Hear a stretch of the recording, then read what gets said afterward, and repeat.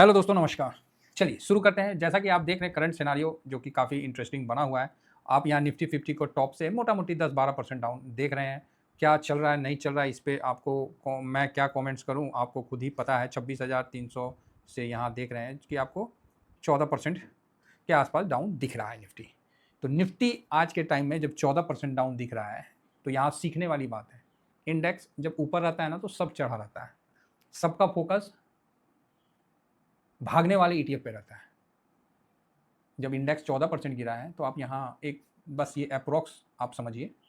पूरा उतना करने लगे तो वीडियो बहुत लंबा हो जाएगा। यहाँ आईटी सेक्टर में आप देखिए 6 महीना में, तो यहाँ आपको दिख जाएगा कि तकरीबन 26% 27% आईटी गिरा हुआ है। अब रही बात टॉप से, तो काफ़ी गिरा हुआ है। देखिए अभी मतलब ये जब से ये रिसेंट सितंबर 2024 वाला से नहीं लिया है, यहाँ से दिए हैं, तो 26% गिरा हुआ। एक नॉर्मल मतलब अगर निफ्टी 14% गिरा तो ये गिरेगा ही गिरेगा, ठीक है। इसके अलावा आपको यहाँ बैंक फाइनेंस भी दिखा देते हैं। बैंक भी ये तो पहले गिर नहीं रहा था, अब जाके थोड़ा बहुत गिरा है। 6 महीना में भी अभी जस्ट गिरा है ये देखिए यहाँ से ये 18% फाइनेंस गिरा हुआ है।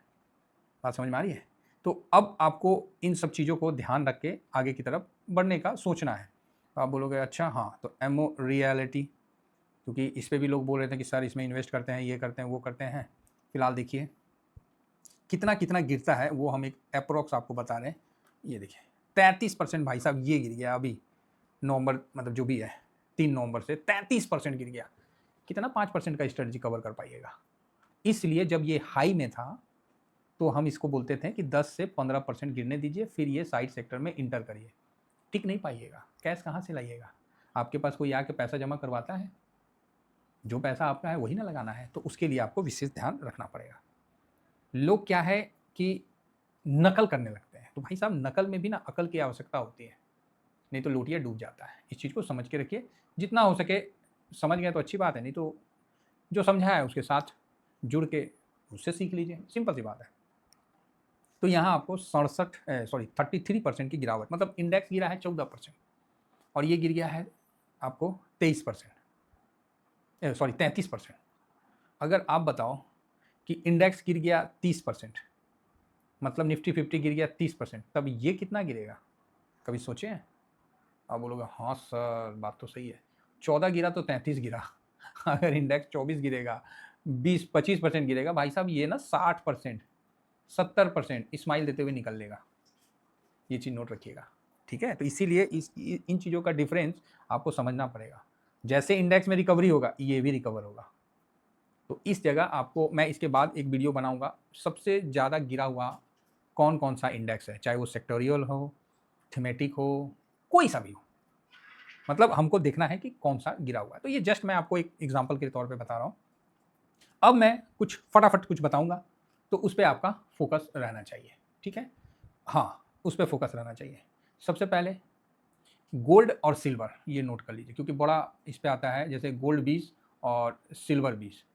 इस पे आप अभी ये देखिए, ये अप्रैल का है।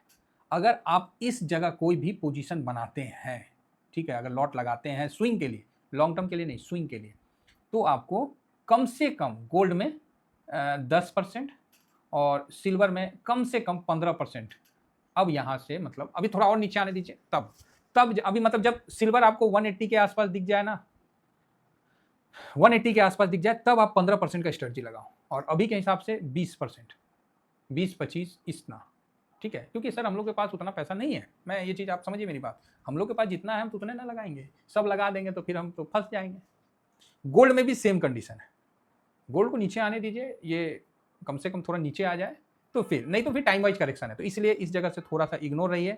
जब अपन शॉर्ट स्विंग या स्विंग में देंगे उस समय इंटर मारिए, फिर वहाँ से प्रॉफिट हुआ तो निकल जाने का है, और नहीं तो फिर ध्यान में रखने का है कि इसको हम एवरेजिंग नहीं करेंगे। दुनिया ईटीएफ में क्या करवाता है? एवरेजिंग करवाता है, और मैं तो कभी करवाता नहीं हूँ। मैं कभी एवरेजिंग नहीं करवाता हूँ, मैं लॉट पूरा करवाता हूँ। एवरेजिंग किस लिए करवाना?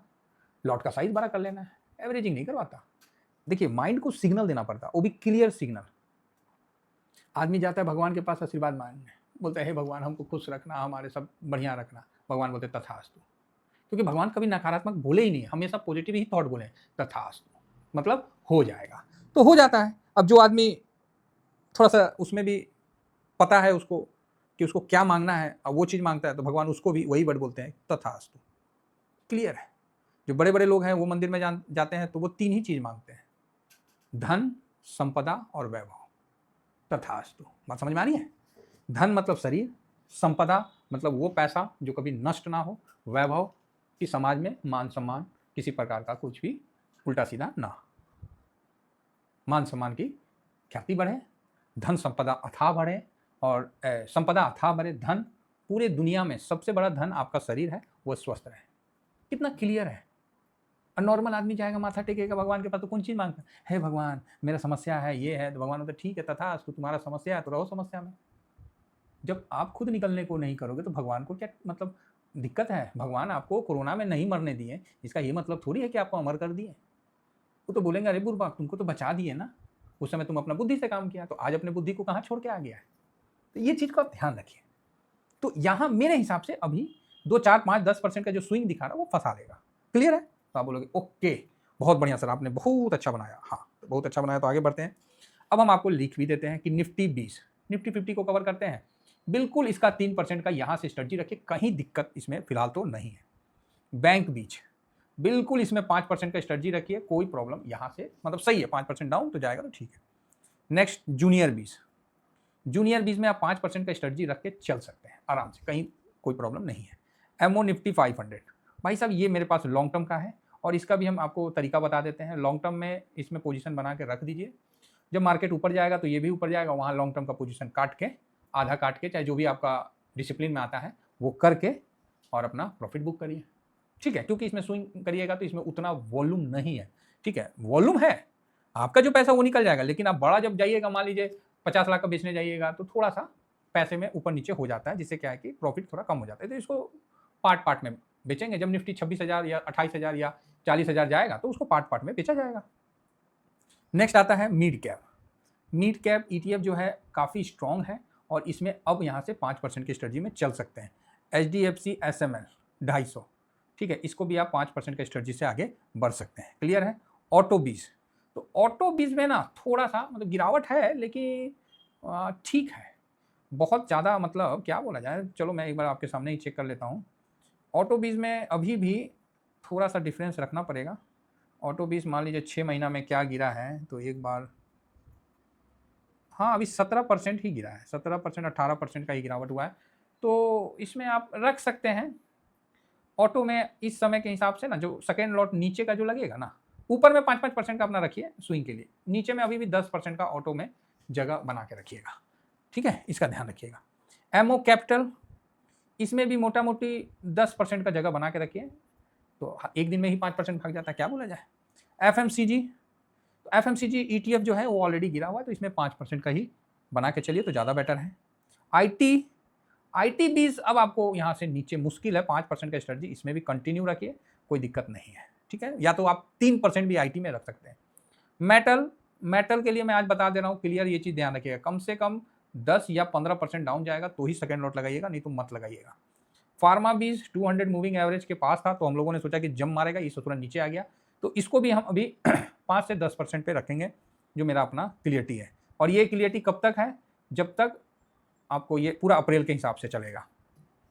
PSU बैंक, तो ये तो 10% के डाउन पे ही सेकेंड लॉट लगेगा। एमओ रियलिटी, ये भी अभी भी 10% के हिसाब से ही लगेगा, कोई डाउट नहीं है। अल्फा, ये भी आपको हालांकि गिरावट काफ़ी है, लेकिन 10% नहीं है सर, इतना भी पैसा नहीं है कि आप हर सेक्टर में लगा के आप मतलब मजबूत हो जाएगा। एनर्जी गिरने का नाम नहीं ले रहा है, लेकिन 10% का इसमें भी रहेगा।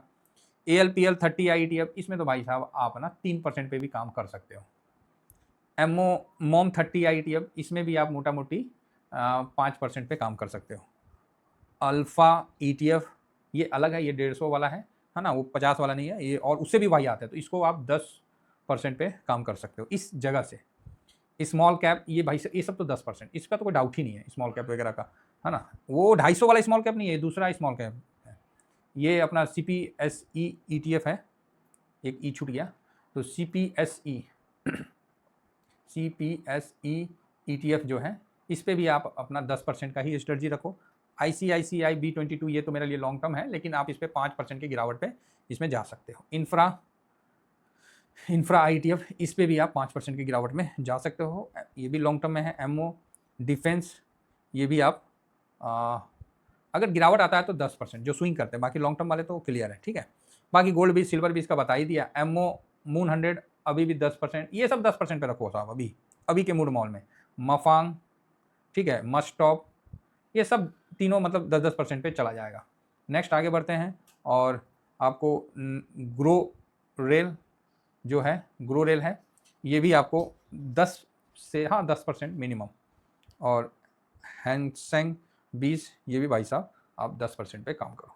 तो उम्मीद करता हूँ कि मैं इस मंथ का आपको बता दिया पूरे ETF का डिटेल। आशा करता हूँ कि आप लोगों को व्यू समझ में आ गया होगा। बाकी जो लोग नए फर्स्ट बार विजिट किए हैं, ये अपना टेलीग्राम है, जरूर ज्वाइन कर लीजिए। ये फ्री टेलीग्राम है, ये स्विंग है, शॉर्ट स्विंग है, और मैं इस पर अपना पोजीशन देते रहता हूँ जैसा भी रहता है। फिलहाल मैं इतना ही कहकर अपनी वाणी को विराम देता हूँ। ये वीडियो आपको कैसा लगा? क्या ये वीडियो आपको कुछ मदद करता है? तो इसको आप एजुकेशन के तौर पर यूज़ करिए। मैं किसी को यहाँ बाई सेल का रिकमेंडेशन नहीं दे रहा हूँ। Thank you very much. जय हिंद, जय भारत।